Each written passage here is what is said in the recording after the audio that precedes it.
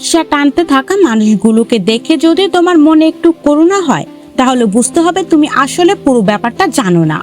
কারণ ভিডিওটা শেষ পর্যন্ত দেখলে তোমার ধারণাই বদলে যাবে। এই কাজটা তখন আর কষ্টের না, বরং স্বপ্নের চাকরি মনে হবে।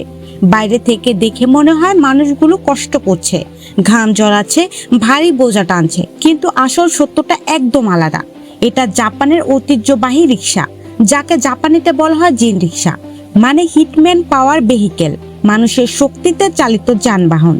শত শত বছর আগে থেকে জাপানে এটা ছিল, কিন্তু এখন এটা সাধারণ যাতায়াত না, এটা একটা বিলাসবহুল ট্যুরিস্ট অভিজ্ঞতা।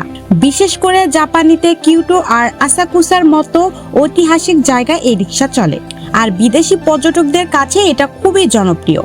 এখানে যারা রিক্সা চালান তারা কোনো অসহায় মানুষ না, তাদের কঠোর ট্রেনিং নিতে হয়, ফিট থাকতে হয়, আর পর্যটকদের সাথে ভালোভাবে কথা বলারও দক্ষতা থাকতে হয়। এই পেশা শুধু আয়ের না, এটা সম্মানেরও, কারণ তারা জাপানের সংস্কৃতি আর ইতিহাসকে তুলে ধরে। তাহলে বলো তো, এখন কি রিক্সা চালকদের দেখে করুণা হয়, নাকি মনে হয় এই চাকরিটা আসলে দারুণ একটা সুযোগ?